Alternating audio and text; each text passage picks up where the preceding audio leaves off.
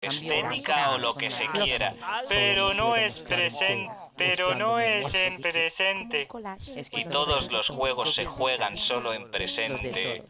Y esto es un juego de nuestros anónimos indefinibles, cambiantes, ¿No ves que es toda una locura?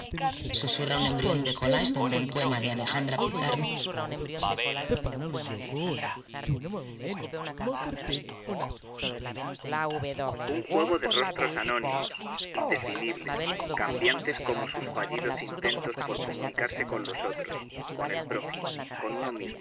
allá en la Babel, adolescencia serenidad. es el canto escénico. Dice no tener corduras porque Juego hasta la igual con la muerte de prenderle fuego a demasiada nada concentrada. otro rasgo que encontramos en Babel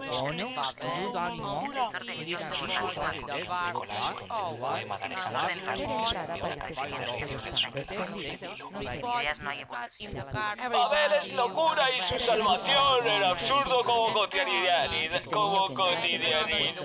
cotidianidad asumida, equivale al dibujo en la carpeta aquella, allá en la adolescencia.